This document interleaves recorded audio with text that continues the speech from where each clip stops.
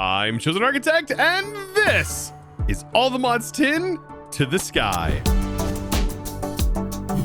Now, I have gotten to a point here in All the Mods Tin to the Sky where I am really starting to get frustrated with the pick that I'm using. Yes, this pick right here, and as much as I love ours, and I love its ability to insta-break just about every block, which it is really, really good at, by the way, you have to right-click to do this, and I'm so used to simply left-clicking to break a block. So getting this through my head sometimes is a bit of a pain. And also, well, I mean, as much as I love doing that, it just doesn't feel the same as just using a regular pick. Now, this is just one of many problems that I want to solve today, because we also have another problem. Yes, 2 problems in 1 episode? What is this, Chosen? But yes, I do also want to solve the ability to get up to this area, because as of right now, well, we don't have a great way, other than a singular elevator that's on this floor, to be able to get up here. So I would like to devise some sort of teleportation method that could allow us to teleport up here in a really fancy way. And I think today might be the day that we dive a little bit into Mekanism. And why Mekanism, you might say? Well, it single-handedly, in my opinion, has one of the best tools to ever exist in modded Minecraft. The atomic disassembler, while simple, is very effective at breaking blocks. Very, very effective. And you might say, well, Just Dire Things has an instant break ability. Well, even that instant break ability has its limits, where the atomic disassembler can essentially break every single block in just about every block type almost instantaneously. Well, minus obsidian, which it's just so slightly slower. And now I think its ability to handle just about every block type is where it becomes very, very strong. And basically exceeds just about every other pickaxe. Now, it does have a flaw. It can't be enchanted. Yes, but if we upgrade it to the mecha tool later on, once we have ourselves a fission reactor and processing to be able to get polonium pellets, then this can receive some modules that allow it to receive silk touch and stuff. But personally, I like to have a dedicated tool usually for silk touch, or in my case, we can do a spell book, and this is quite easy to set up. You just simply have a break ability and then an extract, and this immediately turns it into silk touch. And I like to throw on the item pickup to be able to pick up the block. And now we have a silk touch tool, which is also kind of nice. Okay, but Chosen, like, you were just doing industrial foregoing. Like, what do you mean? Why are we jumping into another mod already? Hold on. I'm not finished yet. We still have one problem to solve with industrial foregoing before we fully dive headfirst into Mekanism. But here's the thing. We need to balance our time effectively. So let's go ahead and we'll make a couple of metallurgic infusers here. And now I know this looks like I'm getting into Mekanism, but really we just need to get this up and running before we can fully dive into this. So metallurgic infusers, we need to produce 2 different materials. And these are like the first 2 machines that I need to get set up in order to do this. So we'll place these down. I'll take a couple of hoppers, and I'm going to need to send product to the sides and also to the top. I don't know why it's just automatically going to the front. I guess it really doesn't matter at this point. But what I want to send to this is redstone in here, and then we're going to do copper in here. And then on the other one, we're going to do redstone and osmium. Inside the machine, we do have some configurations that we're going to have to worry about. I just recommend just removing all of the configurations for right now. Turning auto eject on, you can also move this around so you can see your slots.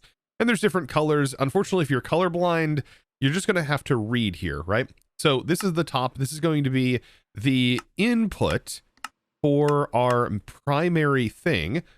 So it's going to be under input. And then this will be the yellow section, which will be extra, which is this slot right here. And then the bottom will be the output. And you can left or right click to kind of cycle through these. But that's basically it. Now, if you want to copy the settings from this to another machine, you should be able to do this with a configuration card, which is incredibly powerful, by the way. But however, it does require this, which we just ended up completing some quest here. So did we get lucky? No. So yes, we can't copy the settings over immediately. So I'm just going to do it by hand. But yes, that configuration tool is really powerful. So now on the first machine, osmium, and then over here, we're going to double up on our redstone. So we're going to make sure that sends redstone into here. That's going to take some time to process up. No big deal. It is losing power. And is that because I cleared the power input? No. What? Yeah, yes, I apparently accidentally cleared the power input. I don't even remember doing that. But because we don't have any upgrades or anything like that, I do just want this to be constantly running while we get something else set up for industrial foregoing, because today we're also going to be draining the wither of its wither farts, like I mentioned last episode. Guys, it sounds so weird when I say that. Oh, but before we start playing with wither farts, I do want to mention that this, I did finally upgrade to the Stack Omega tier, like you guys had mentioned. Honestly, this is an insane upgrade for these materials, but I get it. I get it. I don't know if this was meant to be a creative item, but it does increase the stack limits to unlimited. I don't know why we just don't have the ability to put more upgrade slots in here, especially now that this exists. This does feel like something that should have used, like, I don't know, an all the mod star shard or something like that. But either way, this exists in this current form right now, and it just requires a bunch, and I mean a bunch of netherite. In a normal experience, this would be absolutely hard to obtain. But we have tons, and I mean tons of netherite, as you can see here. So I went ahead and upgraded just about everything, including adding it to my mob farm. So now things are much more situated in the mob farm, just passively running. And I mean, just look at that. I mean, it looks so cozy, so tucked in. Look at all those neat items in there. All of our other items are being able to be put into these barrels as I'm slowly growing my archive of gems.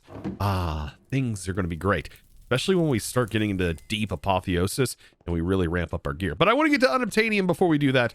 Anyways, let's get into industrial foregoing and then into Mekanism. It's going to be a crazy episode. So let's talk wither farts. Yes, we have all the stuff now. We have pink slime, everything we need from the industrial foregoing to get this set up. But the thing that we're missing is space. And I don't want to do this in a way that will be dangerous in our base, because we don't want a wither to escape, and we don't want a warden to escape in the future either.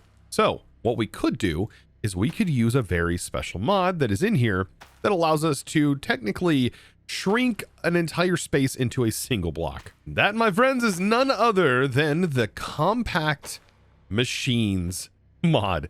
Yes, compact machines, classic mod. Requires a lot of weird bobs and bits, it looks like here. Like, why does it use stone buttons for the shrinking module? I have no idea, but we can choose our size machine. I really wish it told us the dimensions in the tooltips or something like that. It just says small, but it doesn't really tell us. I do know that Soren was the largest size, but I'm unsure of how big the tiny one is. So yeah, I mean, we have a colossal one, but like I said, I'm pretty sure the Soren box is actually bigger than the colossal, if I remember correctly. I mean, I think for this setup alone, we may be able to get away with just using a large one, because we may end up with, like, I don't know, 2 or 3 of these laser setups, and like the large might be good enough for right now. So let's go ahead and do that. Let's just try a large, see if it's large enough. It may or may not be. And I can just simply now request all of these ingredients now that I got the autocraft set up for them. Let's hope it large is good. And I'm going to place this like right here in the floor. So we do need a personal shrinking device to be able to get into here. So we right click on this, and that takes us into this room. And honestly, this is big enough, I think, for one setup. Yeah, this is like the perfect size for just one setup. And you know what? That's going to be fine for me. So what this is going to do is it's going to keep everything nice and safe for us. But there is something that I do have to mention. With these compact machines, I do highly recommend chunk loading the single chunk that they reside in. And that is going to make sure that the thing you set up in here is going to continue to work while you are back in the overworld. Now, how do you get back to the overworld? Well, there's a couple of ways you can do this. You can shift right click inside of here to set the point that you want to come back to whenever you do come back here. But you just simply right click with this again. It's going to teleport you right back out. And then when I go back in, it's going to teleport me where I had shift right clicked this tool inside here. This is useful whenever you start modifying this area. So yes, this is where we're going to have a stasis chamber, and we're going to get ourselves some wither so we can start producing some ether gas, because that is like the primary thing we're missing in the industrial foregoing mod. And yeah, it's just something that everybody, I think, knows how to set up at this point, but I'm still going to show you again. So now let's set this thing up. So directly here in the center, even though I'm starting to feel a little bit claustrophobic in this room, I need to get some power. First things first, to get this fully set up, I am going to need a stasis chamber. And we don't even need to change this in any way. The stasis chamber should just work on its own. So I will place this right here. It just needs some power. a nice amount of power right there. And it is going to be fine to be able to carry out the wither issues. Like, it should not have any problems. Now, something I also want to do here is, just like we've done before, priority is important on this. And we want to make sure that we never drain it out. So I'm going to set this to the same priority as my applied energistic system. We just want to make sure that this always holds a higher priority than everything else, because if this goes down on power as well, things break, and this will destroy the setup because the wither is just nasty. So if we show the area, we can see we have a space of within 3 blocks, which is exactly what we want to do. So 1, 2, 3, and then up here is where I'm going to place the fluid laser base. Fluid laser base goes in. I'm going to leave a block gap, and then I'm going to design this kind of like so. We are going to place these blocks just right here. I'm going to create a vertical setup for this, but you can kind of set this up anywhere so long as these are pointing and can cover this 3x3 space, and this middle block is within that 3x3 space of the laser drill. Okay, so I'm going to disable the showing the work area. You can see that now right here. But yes, I'm just going to place in the drills. They're going to be placed in just like this. You can do this however you want. You can place a ton of these laser drills. I think this is going to be more than fine, at least for getting started right now. But once this is done, you'll start to see, hey, all of these particles are going to the right section. And then that's good news. Now, the rest of the configuration is going to be setting this up. Now, we just need to put in a purple laser lens for the ether gas, and that is it. Now, the output, I want it to push to the top, and that is going to be pushed into a light blue ender tank. I have clicked dyes on here to define this. That way we can get this from the setup back into the main world. That way I can use our applied energistic system to pull out of this ender tank. And this ender tank is only going to be used for ether gas. That's why it's dyed to light blue, to kind of match this over here. And the rest of the setup is just giving it power. The only thing that needs power is going to be the laser drills themselves. The middle section doesn't need anything like that. And I'm going to use some Mekanism power cables to be able to do this. Thankfully, these power cables we actually got as a reward, the request, because I don't even have the materials to make these just yet. But there we go. We'll supply that. That should be more than enough to carry the power. And then we just have to worry about getting some upgrades into here. And thankfully, we have plenty of upgrades. I will say, though, the only upgrades, because we need a ton of them that I'm going to be using right now, is just going to be up to the base tier 2. So just using the base upgrades for these.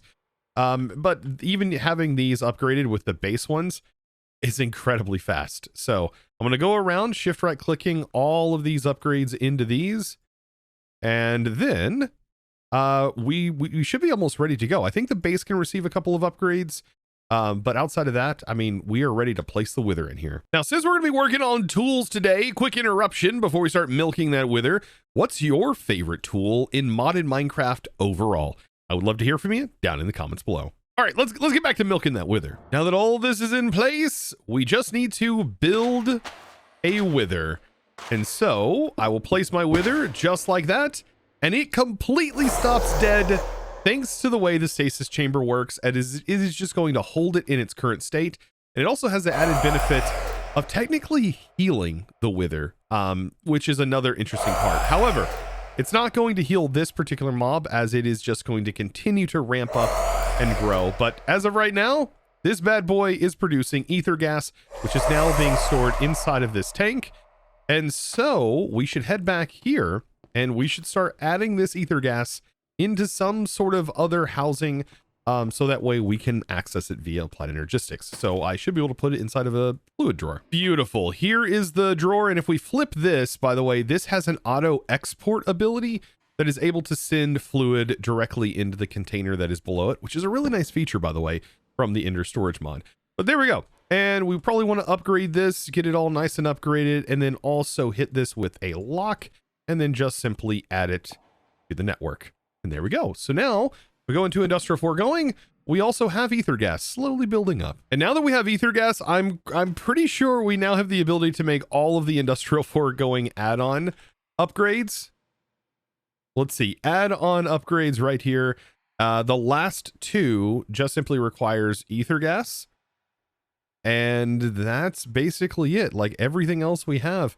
Yeah, we can make all the nether stars, everything we might need. There we go. So now I have all of the upgrades ready to go. Man, without an extended pattern provider, this would be quite the hassle. So Man, props to the extended pattern provider to allow so many different patterns in here, but this is now ready to go. We just simply need to wait for more ether gas to build up, and we'll definitely have that by the time I get all the mechanism stuff done today. Oh boy, this is gonna be ready to go. So speaking of mechanism, it's now mechanism time. I've got to get that tool, and mechanism also provides an interesting way to teleport, which I don't think is utilized that often. And so I think today would be a fun day to potentially set up the teleportation and actually have a place that you can walk into and immediately be teleported from. I think that'd be a great way to get up here. Now, in the time that it took me to set all of that up, look what's kind of finished over here. Well, not exactly. There's still a lot more, but look how much we got. We got ourselves some basic control circuits, some infused alloy.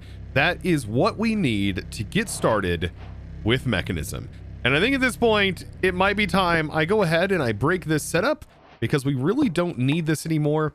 And we need to really start focusing more on how we're going to actually automate this all within Applied Energistics and how we are going to do this, because there are actually several different ways to set this up. Now, I think this area up here is going to be a great spot to start automating the metallurgic infuser. Now, what is going to make this really simple to automate is going to be advanced AE. And while it sounds scary because advanced or AE already sounds advanced, advanced AE actually simplifies everything for you.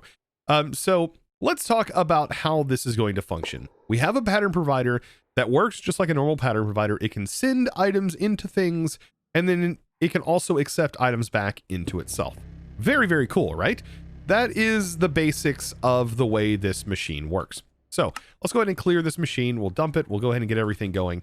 But remember how we configured this earlier, right? It has a top slot that we decided was where the primary thing that is being changed is going into, and then it has an extra slot. This is the thing that it's getting infused with. So you have a catalyst slot, or you have the primary ingredient, and you have a catalyst essentially. So the output is where it's going to be received back. But how can a pattern provider distinguish where to send what? Well, that is where the pattern provider really shines. So let's dive into advanced AE real quick, and let's take a look at something that is called an advanced pattern encoder. This is going to allow us to modify our patterns that exist for things. For example, any pattern we make to make any of this stuff, and it allows us to tell it what side of the block we actually want to send these ingredients to. This is amazing. And I tell you what, last time I played with this, I was blown away, and it made this process so simple.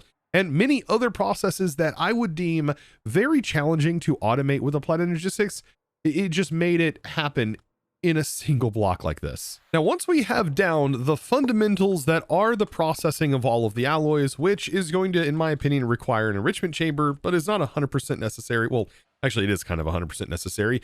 There's things that are going to need to be specifically enriched, for example, obsidian. And then we also probably will need a crusher and also an osmium compressor. Oddly enough, down the line, we will want kind of that setup as well.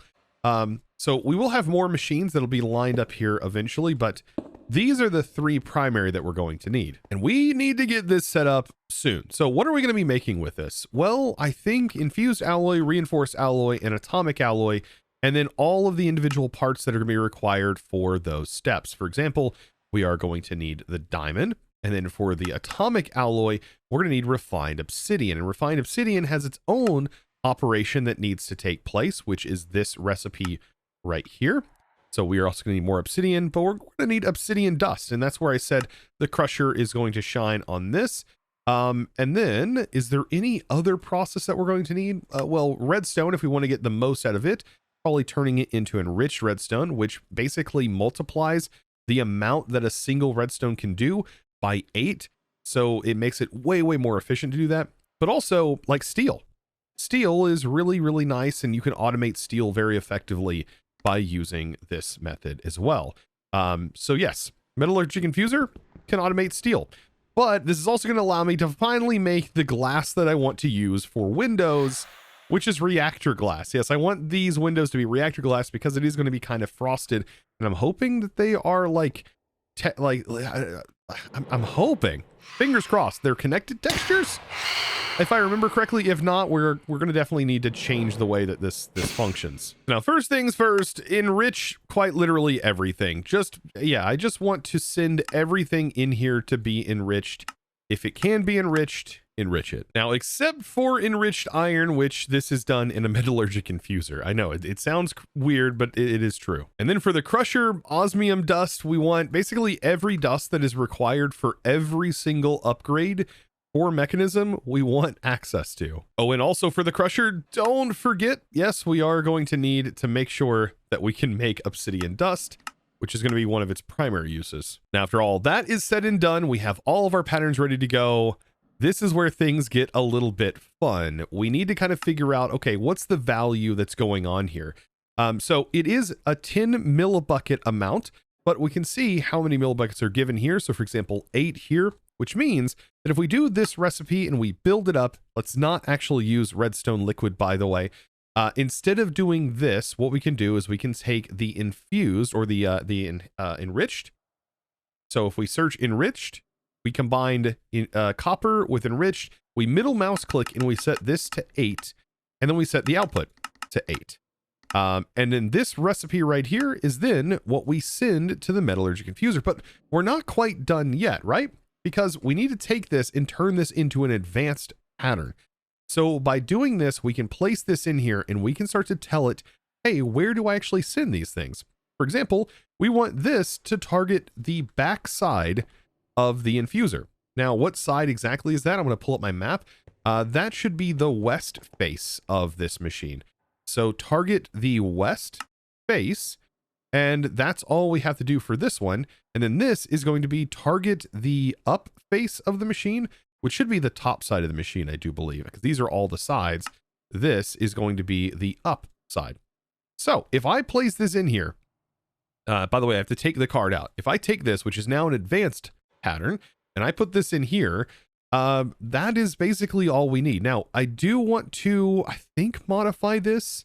No, it should only send this product one at a time, and it should send as much as possible into here. We may have to consider blocking mode in the future, but for right now, this should be fine. But let's go ahead and see, will this make alloy if I request it?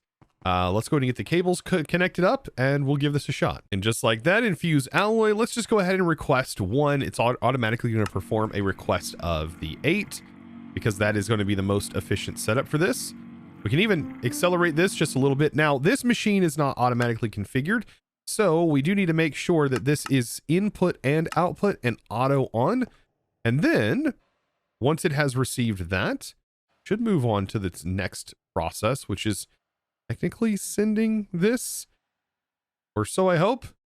Come on now. What are we hanging out on? What are we waiting for? Oh wait, I might have done this wrong. We need to place this on the west and the upper side, and then pull out, and don't forget to do that. Otherwise, this is going to happen like it happened last time.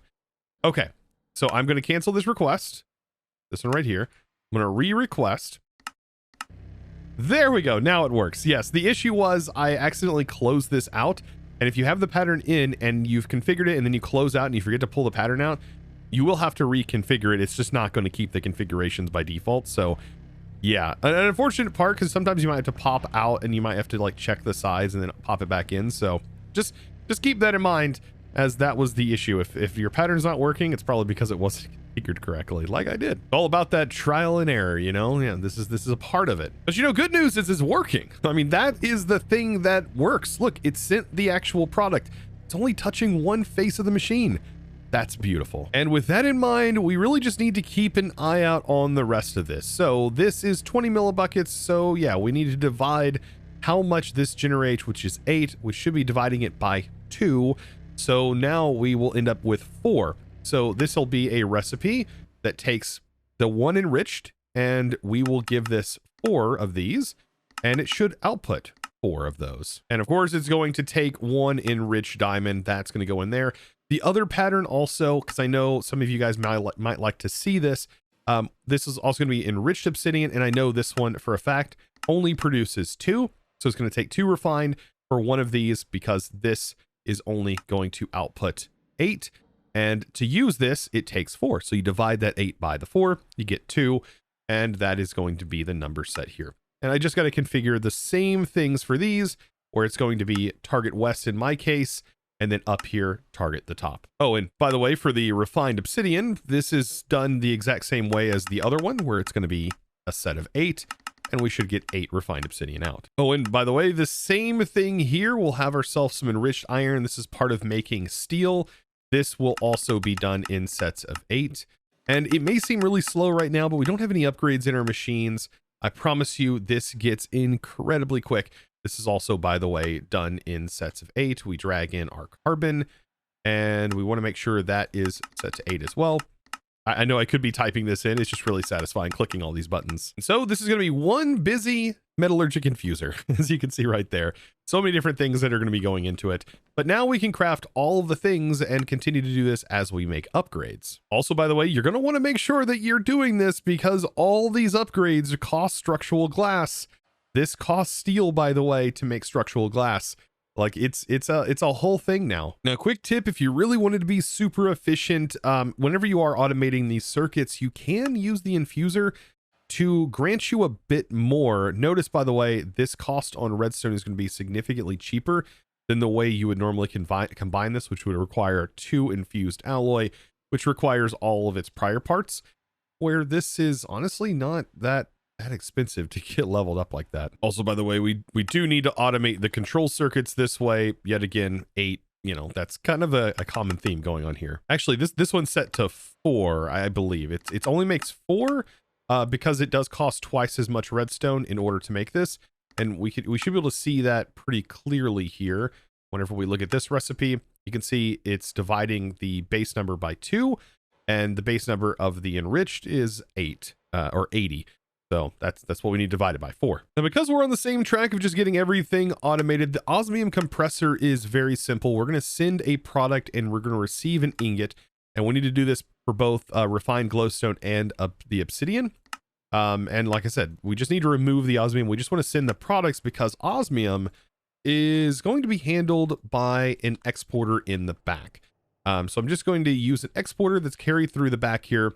That is going to send it into the extra slot. And I have that defined just like this, and the bottom set to input and output. And then we just put the patterns in. It's going to send the thing in. That's going to get processed, and then it's going to send it back out.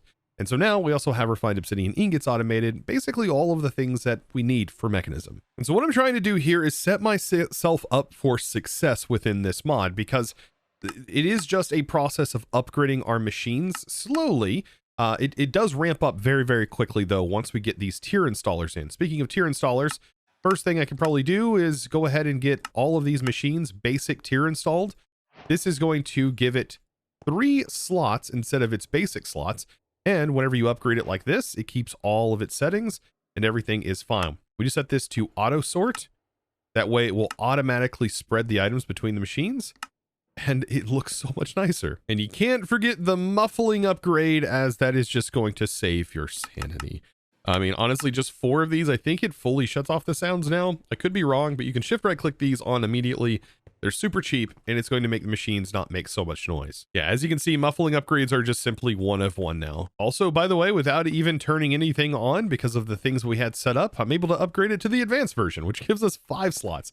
Going to continue to grow and grow. Now we need to make 4 elite versions, and this should start off. Yes, this is going to jumpstart our first process of making infused products. There we go. There's all of that. That gets sent over here to be processed up.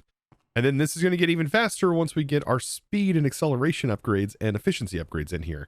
The power usage also goes up, but I mean, we have so much power. This is one of the reasons why I waited this long to get into this mod, because it does start to become very, very power hungry very, very quick. I mean, things are about to ramp up real quick. Let's see. Let's take the speed upgrades, because I made a whole set of energy upgrades. They're already in here. And then I accidentally made 32 more energy upgrades when I was trying to make speed upgrades. So I went through that process as well.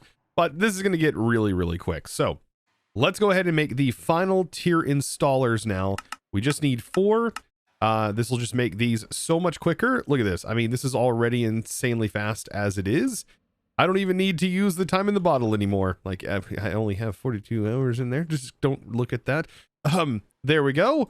Look how quickly this all rocks and rolls. Atomic alloy for days.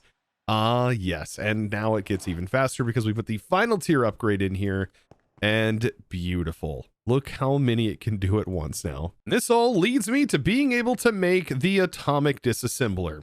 Not just yet. Yes, I am going to get hit with another simple challenge, and that is that I need to make lithium. Now, this is its own process in itself, and we're going to be diving deeper into more of these processes. But for right now, I simply need to get a way to generate lithium. And it's not as hard as you might think to do. So let's actually put this together real quick. After getting this done, this process should be a bit easier because we are going to use the thermal evaporation chamber. This is the controller for it. We're going to need the thermal evaporation blocks, which is this, which also requires a superheating element, which also requires a steel casing to be automated. Not too bad there. And then we also are going to need a configurator tool. That's going to be kind of important. This, however, we can just simply craft. I don't know if I already have one. I do have one. So yes, the configurator is going to be very, very necessary. And then we're also going to need the thermal valve. All of these things are going to be combined to create thermal evaporation towers. And I also recommend a resistive heater, which is what is going to be connected to one of these valves that are going to allow us to adjust the temperature inside of these evaporation chambers, because we're going to be converting water into brine and then into lithium. Now, just noticed I am going to also need to automate bronze. This is going to require tin, and it's also going to require tin to be set up in an interesting way. We need enriched tin that goes in here.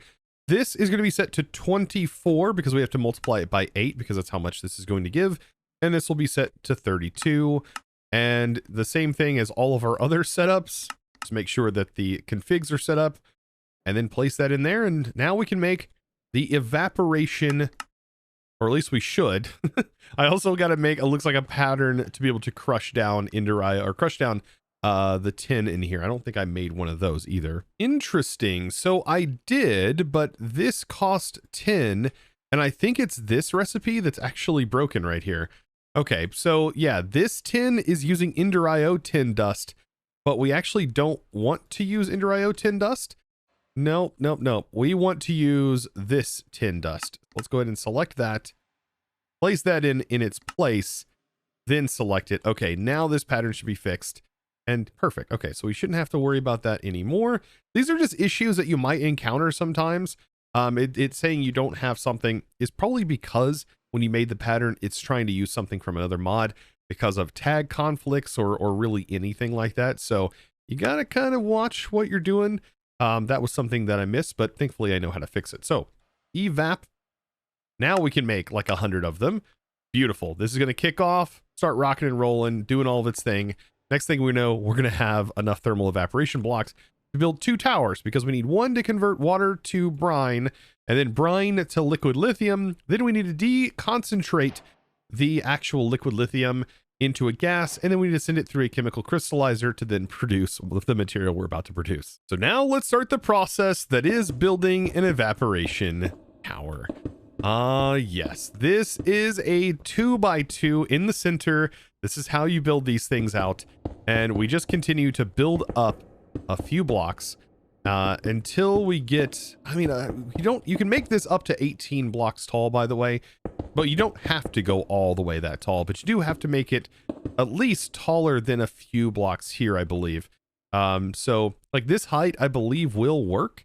And the way that we can test is by throwing a controller on here. And if we see redstone particles, we know that it is a completed multi-block. So right there, you've seen the red particles, and this is formed. And like I said, you don't have to make it super tall. And another cool thing is you can actually add windows into this. So you can save yourself on the thermal evaporation blocks, and you can actually use glass, structural glass. Exactly. And I think this also looks kind of nice. So you can see you can throw in some structural glass in here to give it a little bit of detail. So to set this up, we will use our configurator here. Thankfully, there's nothing to configure here, but we will need it for our pipes. So I'm going to use a regular mechanical pipe, pull water into this thermal evaporation tower, By default, it's got a little bit of heat in it and it will do some conversion, but we really want to speed that up. So a resistive heater is the way that we can do this. And this is going to require a point. So it does require some external power here. Let's see, I'll make another point because we're going to need one for the other side. Throw this onto here to make sure we give it some power. And then we just need to tell it how much power do we want it to receive. So let's do like 500 RF per tick for right now. That will jump this up. You don't have to worry about these blowing up. The more heat you give it, the bigger the size, the faster it's just going to produce the stuff. And it does cap out, I believe, at a certain rate. And then over here, we can also add a resistive heater. And this one is going to need to be set up as well. So we'll just do like 500 for now, seeing if that's a good value. And then this is where we're going to receive our product. So we're actually going to pull out of this side. And back here, I'm going to send the brine out. So this is going to be the output. So let's take some pipes and then with our mechanism, because I know we're going to run out, we can actually use some more alloy here. And I'll take some of that. We'll start to run some pipes in here. And I'll just run this along the back wall. Like there's nothing wrong with this. Just throw this all back here. And then I ran out, so we'll tap into here. Notice these pipes do connect, but I should be able to upgrade this. I will just simply upgrade in world by right-clicking with the alloy, and that will just automatically upgrade those pipes. Beautiful. Set this to extract. That's going to pull that, send that into this machine, which is then going to start producing that liquid lithium. And that is where we want to start converting it over here. Just like I mentioned before, we're going to use a rotary condensator, but it's going to be in the decondensating mode. And then we need a crystallizer, and the crystallizer is kind of an expensive machine, like definitely a top tier machine, but it's only worth it to be able to get this tool. And it, as you can see, uses that refined obsidian that we made. So thankfully we have this refined obsidian generator. There we go. The chemical crystallizer. So to make this setup very, very simple, all I want to do is I want to set this up right here. So we do have some sides to config. I am going to clear this out. We will need to receive and send some power to these machines, but we want this to be in the decondensating mode, which it tells you down here. So decondensating mode. And we just have an input and an output. So the top is going to be the input, and then the output is going to be automatic into this machine. And let's see, that should be right. Auto eject on. And then over on this machine, we'll make sure that underneath the chemicals, which I noticed, by the way, this says fluids, but we don't have a chemicals tab. This should, I believe, convert over. So the thing that we need here is this lithium in decondensating mode. And then this should accept it. So it'll take an input, and then technically the top is where I want to output into like a barrel or something. I mean, I guess we can test. The top should receive this brine. This should be liquid. That should be taking it from the top, or at least I thought it would. Ignore me. I am a complete goof because it removes the tab you are currently in. I'm a dork. Okay, so yes, we're handling fluids. So yes, rotary decondensating mode. We need to be under the fluids tab. We accept the fluid, and then the chemical is what gets output automatically into this machine, because this has now flipped it into a gaseous state. And then over here, because I'm under the items tab, we need to go under the chemicals tab and accept it as an input on the chemical side.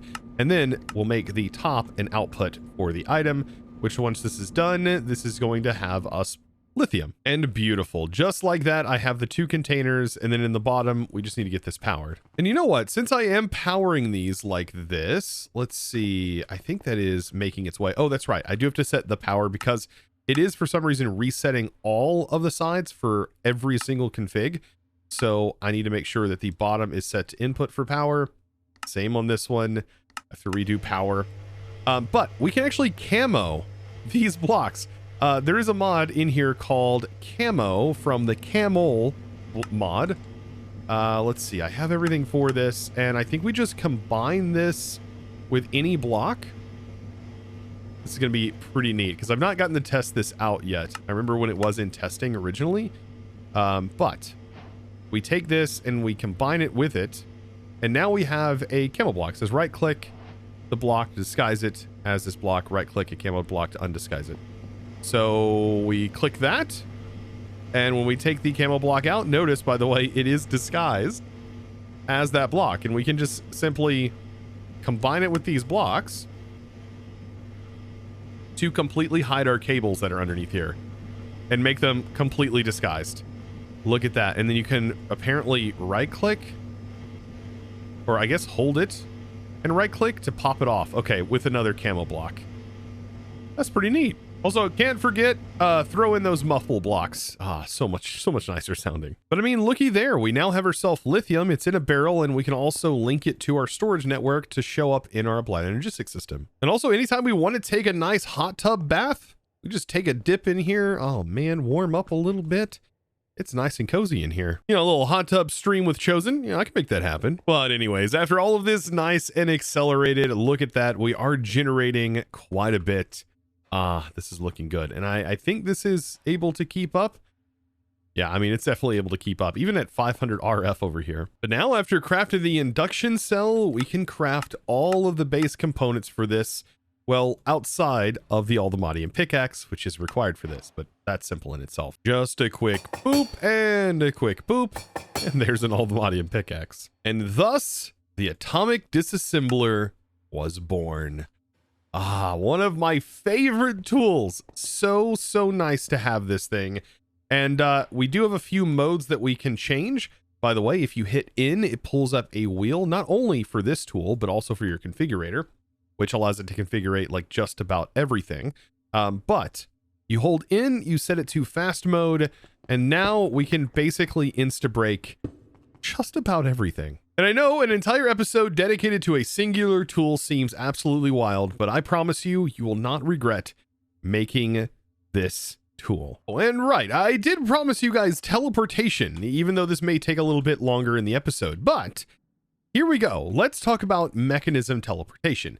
We can go ahead and craft up the teleporter from this mod, which also requires a teleportation core, and we are also going to need teleportation frames. As you can see, I did know I was going to need the refined obsidian and refined glowstone, so glad we got that set up. So now instead of going back and forth and or potentially using this one to travel into spaces like this, I want to set this up. So up here, we essentially need a place to teleport to.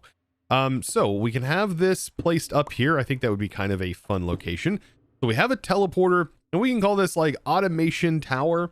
So auto tower, I think that might be a good name for this. So we can take this and do auto tower, just like that. And we're going to name that. We're going to set that in here. And we can change the color of this too, by the way. We can make it all kinds of different color. I really like the orange. If there's an orange color in here. Oh man. Oh, there's orange right there. So we can set this to an orange, and that's all we have to worry about, right? I think, is this defined by default set to orange or this set to orange? I don't really know. But this one is set to no frame because it's a teleport to location. So let's go downstairs where we are going to have the teleport from location. So this is going to be where the main frame is that should link us. And we need to use these teleport frames and sort of build our portal. And I'm going to build my portal kind of like this. You can make it different shapes, I do believe, but this is going to be more than fine, just like so. And then inside of here, we need to select this location that is set to orange. And I believe we need to activate it.